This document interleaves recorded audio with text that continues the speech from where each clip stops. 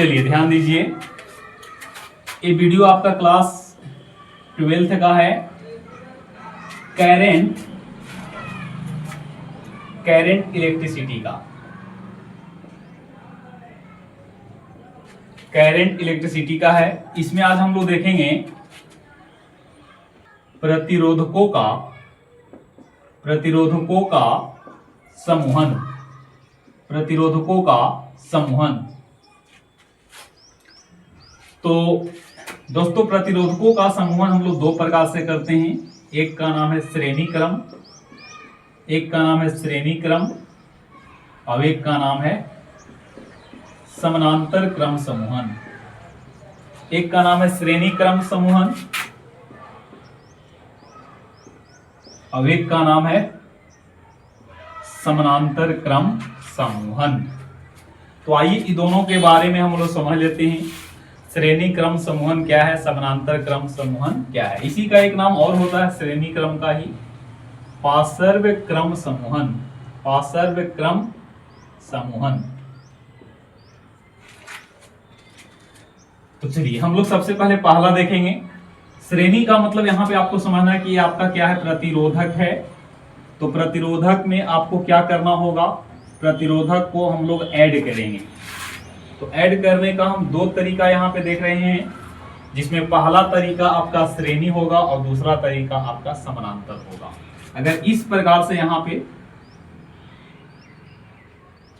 प्रतिरोधक लेकर के और कनेक्ट कर रहे हैं, ध्यान दीजिएगा, यहाँ पे आपका ये पहला प्रतिरोधक है, ये दूसरा प्रतिरोधक है और ये आपका तीसरा प्रतिरोधक है। ये दोनों को अगर इस प्रकार से समूहित कर देंगे डायरेक्ट, तो इस प्रकार के समूहन को हम लोग क्या कहेंगे, श्रेणी क्रम समूहन। इस प्रकार के समूहन को श्रेणी क्रम। और अगर इस प्रकार के समूहन हो, किसी एक बिंदु पे जाके मिल रहा हो, है ना, किसी एक बिंदु पर,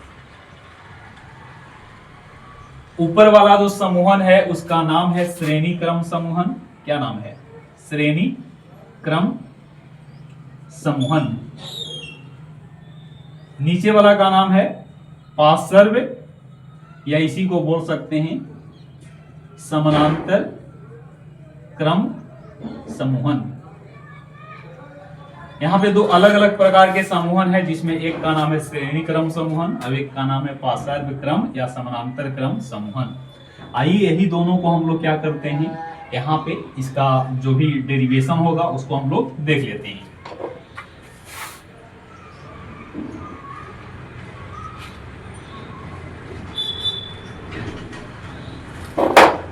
तो हम लोग देखेंगे श्रेणी क्रम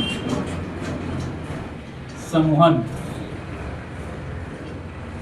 इसमें क्या होता है कि दो या दो से अधिक के प्रतिरोधकों का वैसा समूहन है जिसमें क्या किया जाता है कि पहला प्रतिरोधक का अंतिम सिरा दूसरे प्रतिरोधक के पहला सिरा से, तीसरे प्रतिरोधक के प्रथम सिरा दूसरे प्रतिरोधक के अंतिम सिरा से, और इसी प्रकार से ये जुड़ने का काम आगे जारी रखेगा। तो इस प्रकार के समूहन को हम लोग क्या कहेंगे, श्रेणी क्रम समूहन कहेंगे। चित्र आपको बना देते हैं।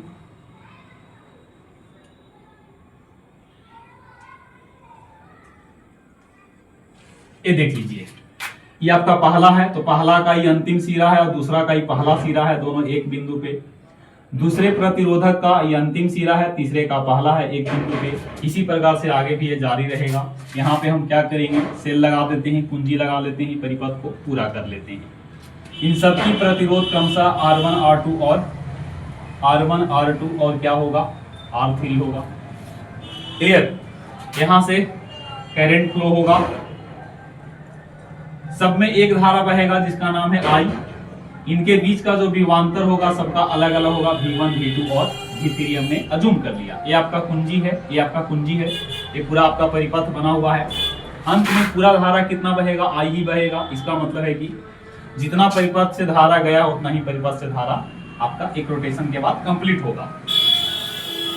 यहाँ पे हम लोग देखते हैं ओम का नियम। चलेंगे फ्रॉम ओम्स लॉ।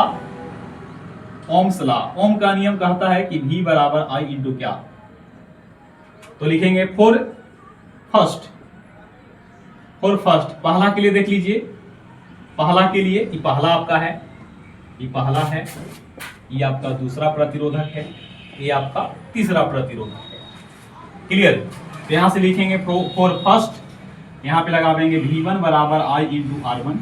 इसी प्रकार से हम निकाल लेंगे फॉर सेकेंड, V2 बराबर I इंटू R2 होगा। और उसी प्रकार से यहां देखेंगे फॉर थर्ड, तीसरा के लिए तो होगा V3 बराबर I इंटू R3। अब सबको हम क्या करेंगे, ऐड कर लेंगे, लिखेंगे V नेट बराबर V1 plus V2 plus V3, तो होगा V नेट बराबर IR1 plus IR2 plus IR3। यहां से निकालेंगे V नेट बराबर I कॉमन कर लेते हैं, R1 plus R2 plus R3। अब ऐसा करते हैं कि ये तीनों के स्थान पे एक सिंपल सा, ये तीनों के स्थान पे एक सिंपल सा क्या कर सकते हैं, इसके समतुल कोई हम क्या लावेंगे, प्रतिरोधक लावेंगे। तो मान लेते हैं कि तीनों का समतुल आपका A है, जिसका समतुल प्रतिरोध RS है, इसमें भी प्रवाहित होने वाली धारा I है, विभवांतर यहाँ पे V नेट है। तो यहां भी हम ओम का नियम लगा लेंगे, ओम का नियम से from Ohm's law V net बराबर I into R of S। ये हो गया समीकरण, ये आपका समीकरण कितना हो जाएगा, यहां से इसको पहला मान लिए, इसको दूसरा, हालांकि समीकरण नहीं मान सकते हैं आप, यहाँ डायरेक्ट इसको एक मान लेते हैं, इसको मान लेते हैं, इसको एक मान लेते हैं, और इसको यहाँ पे 2। तो चलेंगे फ्रॉम 1 एंड 2 से यहाँ पे तुलना कर लीजिए, V नेट बराबर V नेट, तो LHS बराबर है तो RHS भी बराबर होगा, यहाँ से निकलेगा आपका, यहाँ से आपको निकलेगा, हल करेंगे तो यहाँ से तुलना कर रहे हैं तो I से I कैंसिल होगा, तो फाइनली मिलेगा RS बराबर R1 plus R2 plus R3। यही आपका क्या होगा, आंसर होगा। RS बराबर R1 plus R2 plus R3 ये श्रेणी क्रम में है। यहाँ पे आप कंक्लूजन आप निकाल सकते हैं, RS का मान R1 से बड़ा, RS का मान R2 से बड़ा, RS का मान R3 से बड़ा। इसमें जो करंट होगा वो करंट मिनिमम होगा, करंट क्या होगा, मिनिमम, और रेजिस्टेंस जो होगा वो क्या होगा, मैक्सिमम होगा। R मैक्सिमम है, RS मैक्सिमम है, और करंट यहाँ पे क्या होगा, मिनिमम होगा, मिनिमम धारा पास होगा, क्योंकि प्रतिरोध यहाँ पे अधिक है, प्रतिरोध अधिकतम होगा तो यहाँ पे प्रवाहित होने वाली धारा का मान न्यूनतम होगा। चलिए आगे बढ़ते हैं।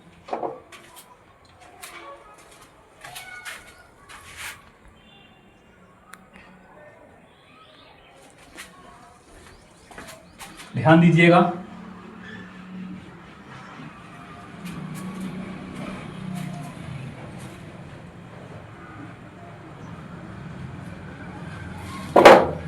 अब यहां पे देखेंगे for two equal resistance of resistors. अब मान लीजिए यहां पे R1 बराबर R2 बराबर हमने क्या मान लिया, R मान लिया, तो उस स्थिति में RS का वैल्यू कितना होगा, R1 प्लस R2 होगा, और यही आपका R प्लस R होगा। तो RS का वैल्यू यहाँ पे होगा R प्लस R, यानी कि कितना R, 2R होगा। इसको भी याद रख सकते हैं। अब मान लीजिए कि फॉर n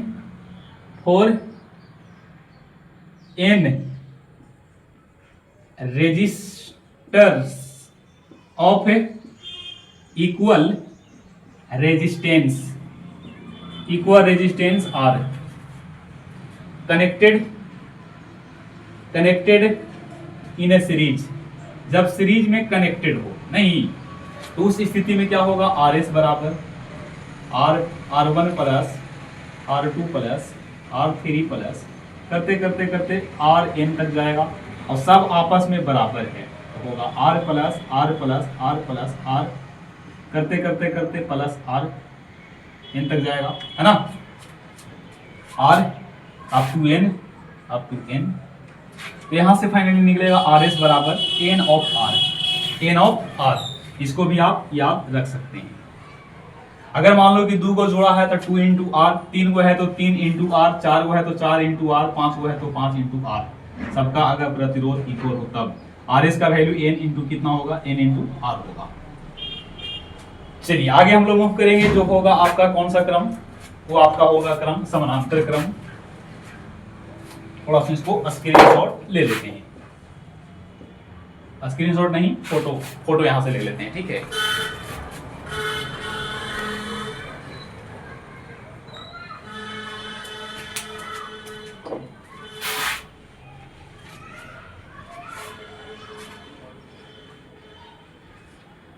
चलिए ध्यान दीजिएगा, इंक थोड़ा सा इसमें डाल देते हैं।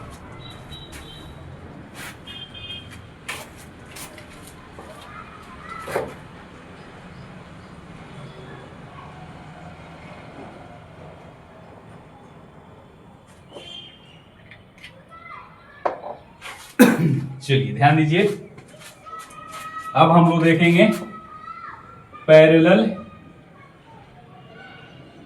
कॉम्बिनेशन। पैरेलल कॉम्बिनेशन इसमें इस प्रकार से रहेगा, पैरेलल में इस प्रकार से है, ये सब एक ही बिंदु पे कनेक्टेड रहेगा। चलिए यहां पे कनेक्ट कर दिए, और ये सब भी एक ही बिंदु पे कनेक्टेड होगा। प्लस माइनस कुंजी यहां पे ले लेंगे। देख लीजिए, यह है प्रतिरोधकों का समानांतर क्रम समूहन, जिसमें पहला प्रतिरोधक है जिसका प्रतिरोध R1 है, दूसरा का R2 और तीसरा का R3। इसका विभवांतर भी होगा। तो फाइनली यहां से धारा I1 आवेगा, यहाँ पे I2 आवेगा और यहाँ से I3 आवेगा। इन दोनों के बीच का जो पोटेंशियल होगा वो आपका V है, V या V नेट बोल सकते हैं इसको, V या V नेट बोल सकते हैं।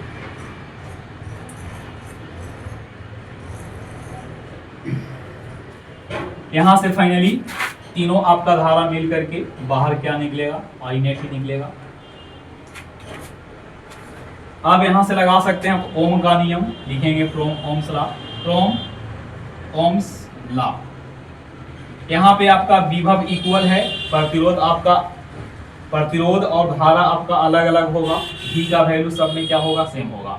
तो लगाएंगे ओम का नियम से, ओम का नियम कहता है V बराबर I इंटू आर। यहाँ से लिखेंगे, यहाँ से क्या निकालेंगे, I बराबर V बटा आर। इसी प्रकार से निकालेंगे for first resistance, sorry resistor, पहला रेजिस्टर के लिए निकाल रहे हैं, पहला यानी कि जिसका प्रतिरोध R1 है, तो लिखेंगे I1 बराबर V बटा R1। उसी प्रकार से फॉर सेकेंड रेजिस्टर्स होगा I2 बराबर V बटा R3। उसी प्रकार से निकाल लीजिए फॉर थर्ड रजिस्टर, ये आपका होगा I3, तो I3 बराबर V बटा R3। अब यहां से निकाल लीजिए I, तो I बराबर I1 plus I2 plus I3, तो I बराबर V बटा R1, V बटा R3 और प्लस V बटा R3 होगा। V बटा R1 प्लस V बटा R2 प्लस V बटा R3। अब इसके स्थान पे एक सिंपल सा हम क्या करते हैं, इसके समतुल कोई प्रतिरोधक लाते हैं जिसका प्रतिरोध Rp होता, इसमें भी प्रवाहित होने वाला धारा I होता और बीच का विभवांतर V होता। तो यहां से बनेगा I बराबर V बटा R ऑफ P। दोनों को क्या कर लेंगे, तुलना कर लेंगे फ्रॉम 1 एंड 2। तो यहां से फाइनली मिलेगा, फाइनली आपका मिलेगा V बटा R1 प्लस V बटा R2 प्लस V बटा R3 बराबर V बटा R। फाइनली यहाँ से R यहाँ पे P लिख देंगे RP, है ना, क्योंकि OP फॉर पैरेलल हो जाएगा। V यहाँ से कॉमन कर लेंगे तो क्या होगा, V अगर कॉमन कीजिएगा तो यहाँ से आपको वही रिजल्ट आएगा, 1 बटा RP बराबर 1 बटा R1 प्लस 1 बटा R2 प्लस 1 बटा R3। अब यही इसका क्या होगा, रिजल्ट होगा। अब आइए इसमें कुछ और हम लोग देख लेते हैं।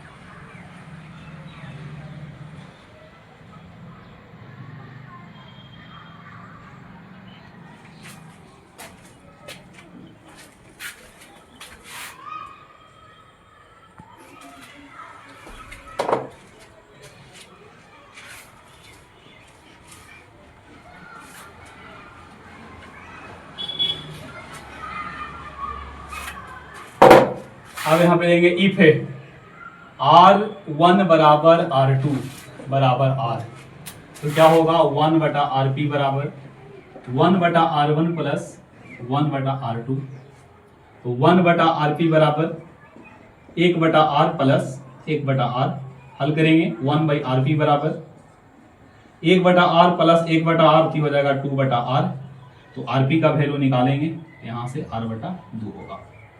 उसी प्रकार से अगर यहाँ पे n होता R1 बराबर R2 बराबर R3 बराबर करते करते करते Rn और सबका वैल्यू R होता। क्लियर? उस स्थिति में क्या होता 1 बटा RP बराबर 1 बटा R 1 बटा R 1 बटा R करते करते n तक, तो उस स्थिति में मिलेगा यहाँ से 1 बटा RP बराबर n बटा R, तो फाइनली RP निकालेंगे तो निकलेगा यहाँ से R बटा n।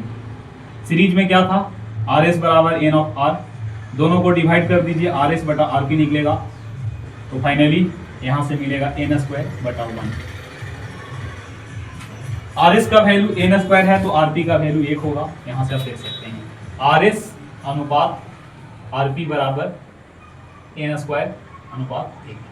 अगर देखेंगे RP अनुपात RS, ये आपका हो जाएगा 1 अनुपात n स्क्वायर। ठीक है, इसका एक लॉजिक बता देते हैं।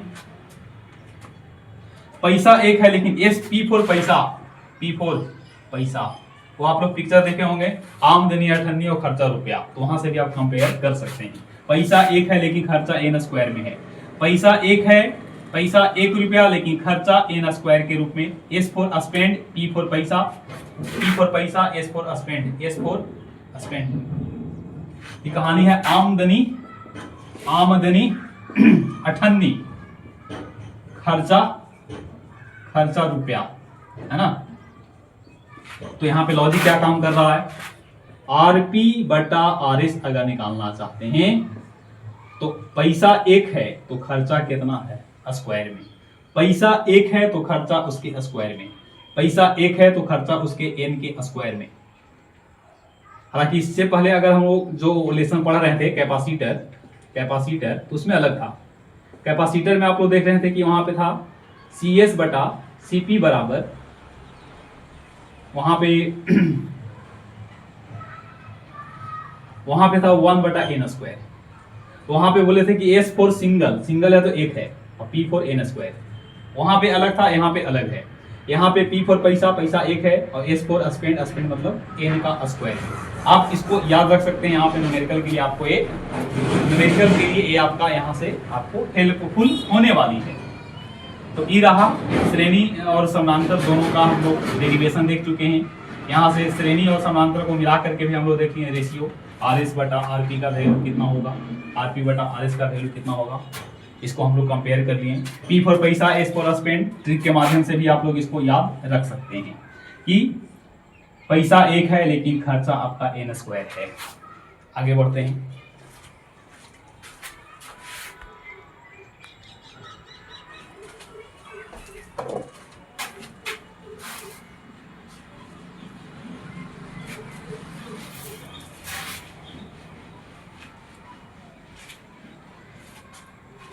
अब देखिए यहां से 1 बटा RP बराबर क्या होगा 1 बटा R1 प्लस 1 बटा R2। अगर इसको डायरेक्ट हल करके निकालना हम चाहें तो क्या लिखेंगे, R1 R2 LCM होगा, ये होगा R2 प्लस R1। तो 1 बटा RP बराबर R1 प्लस R2 बटा R1 R2। तो यहाँ से RP का वैल्यू अगर निकालना चाहेंगे तो R1 into R2 divided by R1 plus R2। आप डायरेक्ट भी निकाल सकते हैं दोनों के लिए। इसी को और अगर आप तुलना करेंगे RS से तो RS बराबर R1 प्लस R2। तो यहाँ से लिखेंगे RP बराबर R1 R2 divided by R1 plus R2। तुलना कर सकते हैं आप, RP बराबर R1 R2 divided by RS होगा, है ना। तो यहाँ से देख लीजिए RP इंटू RS का वैल्यू होगा तो कितना होगा R1 इंटू R2 के अनुपात में। RP और RS का जो प्रोडक्ट होगा, प्रोडक्ट जो होगा उसके प्रतिरोध के गुणनफल के समतुल्य होगा। आप यहां से इस प्रकार से भी निकाल सकते हैं R1 माइनस R2। तो R1 माइनस R2 निकालना चाहेंगे तो निकलेगा, ये आपका निकल जाएगा RS का स्क्वायर माइनस, देख लेते हैं होता है कि नहीं, यहां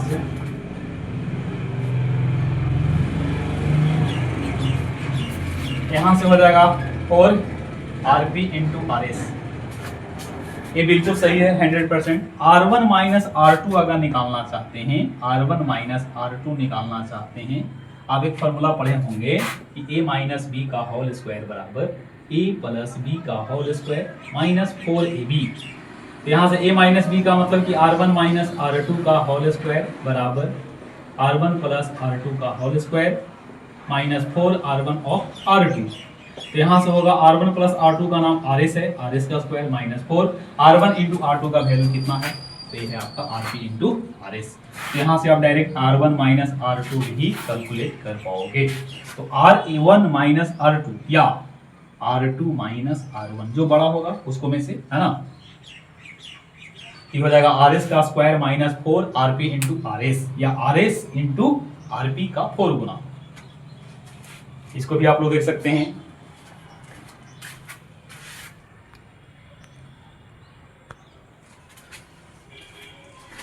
इसी में कुछ और हम तुलना कर सकते हैं।